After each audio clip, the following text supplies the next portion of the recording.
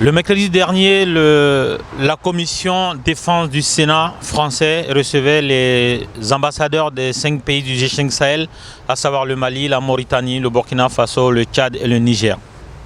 L'ambassadeur du Mali, en la personne de son Excellence Toumani Djimé Diallo, a pris la parole. Et contrairement aux habitudes qu'ici dans la diplomatie et surtout venant des pays africains colonisés par la France, l'ambassadeur du Mali en France est allé au-delà de ce qu'on pouvait attendre d'un ambassadeur, surtout dans la situation actuelle du Sahel, dans un pays comme la France.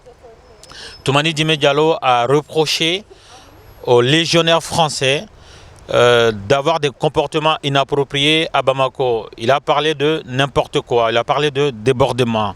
Et parmi tout le propos de l'ambassadeur du Mali en France, Toumani Djimé Diallo, la presse française, la diplomatie française, la plupart des gens ne retiennent que cette invective envers les légionnaires.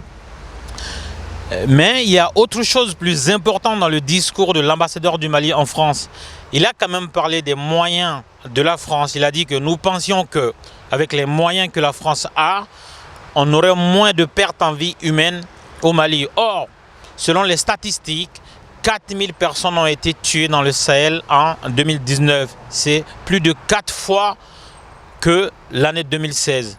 Et quand on se rappelle, la mission Serval puis la mission Barkhane ont été vendues au Mali puis au reste du Sahel comme étant le sésame vital contre le terrorisme.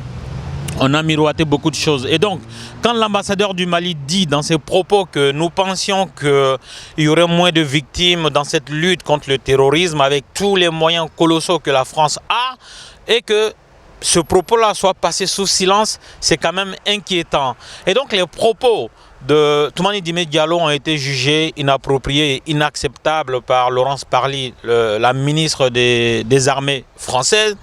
Le Quai d'Orsay lui-même a convoqué l'ambassadeur du Mali pour lui demander des explications et lui signifier qu'il n'était pas d'accord avec cette façon-là de parler dans les rapports entre les deux pays.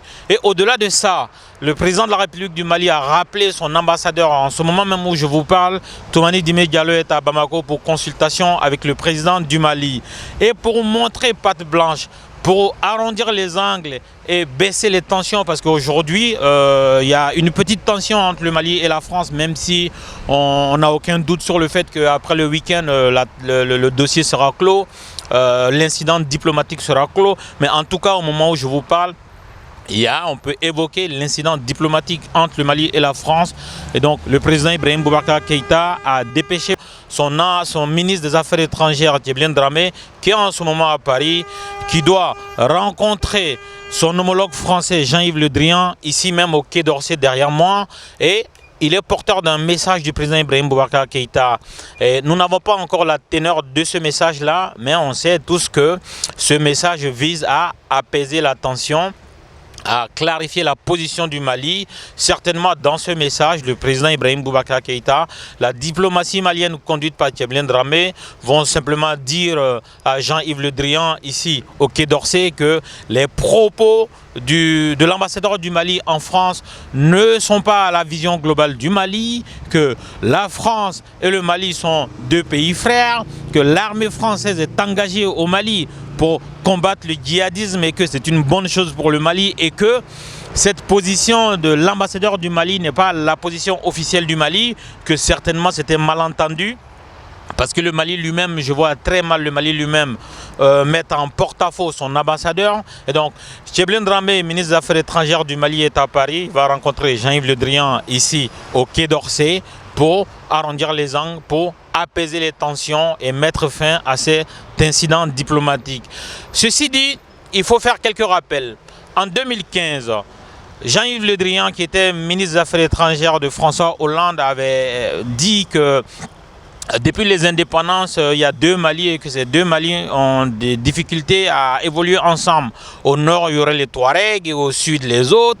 Et qu'ils ne s'entendent pas, ils n'arrivent pas à vivre sur le même pays, sur le même territoire. Et que chaque fois qu'il y a des prises d'armes, ça favorise l'arrivée des djihadistes. Et donc, quand Jean-Yves Le Drian, qui est quand même le ministre des Affaires étrangères, s'est dit que dans la diplomatie française, il est le top niveau, on ne peut pas faire mieux. À part le président de la République peut-être.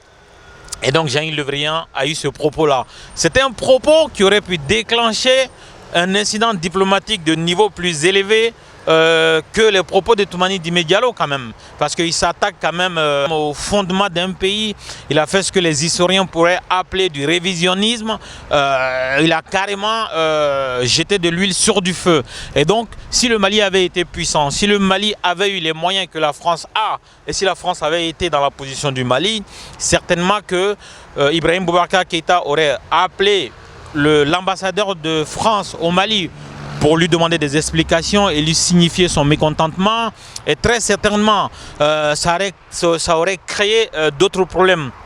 Ensuite, en 2018, le même Jean-Yves Le Drian, toujours ministre des Affaires étrangères française récidive, et cette fois-ci lors d'un déplacement en Europe avec un homologue ministre des Affaires étrangères.